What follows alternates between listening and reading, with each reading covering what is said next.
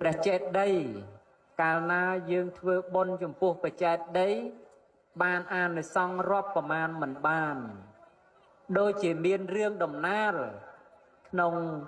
ព្រេងកថាដែលលោកសម្ដែងអំពីនាងសវណ្ណឱរ៉ៃនិងតុក្កម្មមានុបតុក្កម្មមានុបធ្វើតែអំពើអាក្រក់អត់បានធ្វើអំពើជាបុណ្យជាកុសលដល់បាបឲ្យផលបានទៅបដិសន្ធិចុតិទៅកាន់អបាយភូមិប៉ុន្តែដោយអំណាចនៃបុណ្យដែលធ្លាប់បានដាក់បាតចំពោះព្រះភិក្ខុសង្ឃបុណ្យនោះធ្វើឲ្យភ្លើងនរកនោះមិនអាចទាន់ឆេះទុក្កម្មមានុបបានពេលដែលភ្លើងមិនទាន់ឆេះទុក្កម្មមានុបហ្នឹងទុក្កម្មមានុបនោះ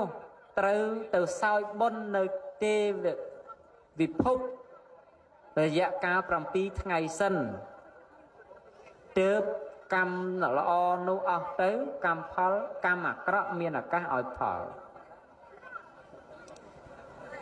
ដល់ទៅទុក្កម្មមានុប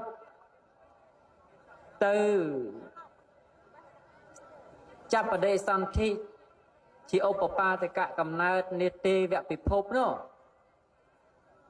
ក៏ស្រាប់តែជួបនឹងភរិយាដែលជាអតីតហើយភរិយាដែលជាទេវធីតានេតាវតឹងពិភពនោះឆ្ងល់ថាបបិទ្ធលោកដល់ចម្រើនហេតុដូចម្ដេចទៅណោបានជាភ័ក្ររបស់លោកសពូនអ្វីម្លេះព្រោះលោកបានកំណើតកើតជាទេវតាទៅហើយទុក្កម្មមានទេវបុត្រនោះថាមនាលនាងដល់ចម្រើនយើងមកសោយបុណ្យនេះមិនបានយូរឡើយត្រឹមរយៈកាល7ថ្ងៃយើងនឹងត្រូវទៅចុតិធ្លាក់ទៅកាន់អបាយភូមិវិញហើយសោយទុក្ខរាប់ប្រមាណមិនបានព្រោះកម្មដែលយើងបានធ្វើក្រាស់ក្រៃណាស់នាងសវណ្ណឱរ៉ៃនោះនឹករលឹកថាបុណ្យអ្វីទៅណោមានអានិសង្សខ្លាំងបុណ្យអ្វីទៅណោមានអានិសង្សលឿនបុណ្យអ្វីទៅណោមានអានិសង្សធំ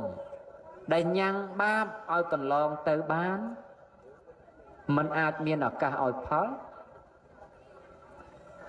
លោកក៏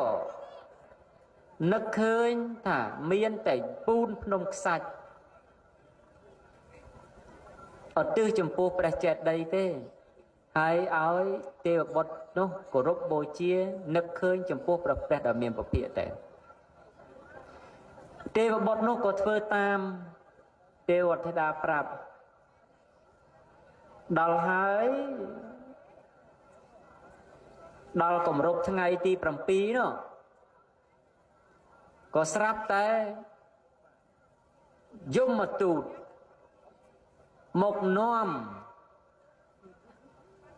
កម្មទេវបុត្រនោះឲ្យទៅសោយទុក្ខក្នុងនរកវិញនាងសវណ្ណឱរ៉ៃឲ្យ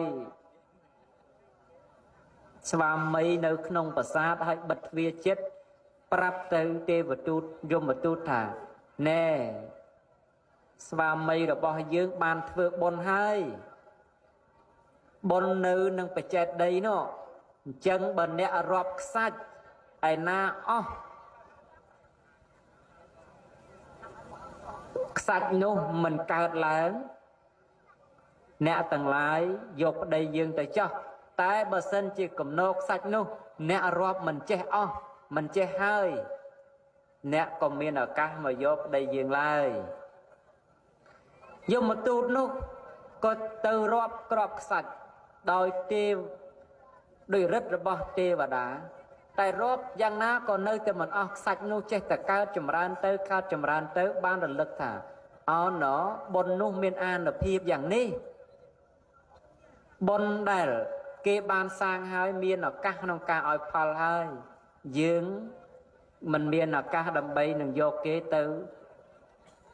អាបាយភូមិវិញបានទេទៅនរកវិញបានទេកម្មនោះក៏កន្លងទៅទេវតានោះក៏មានឱកាសក្នុងការរស់នៅក្នុងតាវតឹងពិភពបន្តអញ្ចឹងបុណ្យពូជភ្នំខ្សាច់មានដំណើរយ៉ាងហ្នឹងក្នុងព្រេងនិទានរបស់ខ្មែរប៉ុន្តែបើយើងនឹករលឹកឲ្យដល់ថាមានអានុភាពទេខ្ញុំក៏ណាខ្ញុំគិតថាមានអានុភាពព្រោះយើងធ្វើនេះមិនមែនឧទ្ទិសចំពោះក្តីខ្សាច់ទេតែយើងធ្វើឧទ្ទិសចំពោះពុទ្ធចេតិយហើយយើងយកខ្សាច់នេះមកបូជាខ្សាច់នេះមានចំនួនច្រើនគ្រាប់ប៉ុណ្ណាអានិសង្ឃដែលយើងបូជាចំពោះព្រះចេតិយមានអានិសង្ឃច្រើនយ៉ាងហ្នឹងអញ្ចឹងបុណ្យនឹងវាច្រើនជាងយើងចាយលុយ10000 1000 100,000 លានទៅទៀតបើយើងចាយគ្រាន់តែចាយទៅ100 100,000 លានមួយសន្លឹកពីរសន្លឹកតែភ្នំខ្សាច់នេះគឺយកខ្សាច់មកគ្រាប់មកកណនាបុណ្យរបស់យើងចឹងបុណ្យរបស់យើងបើជ្រះថ្លាក្នុងបច្ចេតិយមានអានិសង្ឃក្រៃលែងរាប់ប្រមាណមិនបានទេប្រមាណបានទេអញ្ចឹងបុណ្យនេះមានសភាពយ៉ាងហ្នឹងអញ្ចឹងហើយសូមឲ្យអស់លោកទាំងឡាយមានសទ្ធាជ្រះថ្លាបងអោនចំពោះព្រះចេតិយដែលនៅខាងមុខយើងហើយសន្មត់ថាក្របខ្សាច់ដែលបានពូនជាព្រះចេតិយនេះគឺយើងរាល់គ្នាបានបូជាអញ្ចឹងបើអានិសង្ឃនៅក្របខ្សាច់នឹងច្រើនយ៉ាងណាសូមឲ្យបុណ្យកុសលយើងច្រើនយ៉ាងហ្នឹងបើបុណ្យកុសលយើងច្រើនយ៉ាងហ្នឹងហើយបាបទាំងឡាយកុំមានឱកាសឲ្យផលឡើយគ្រោះដែលកើតឡើងពីបាបអីក៏ដោយកើតឡើងពេលយប់ក៏ដោយពេលថ្ងៃក៏ដោយលិចក៏ដោយកើតក៏ដោយជើងក៏ដោយត្បូងក៏ដោយខាងលើក៏ដោយខាងក្រោមក៏ដោយនៅចំណីនៅនឹងបាបប្រគ្រោះផ្សេងក៏ដោយ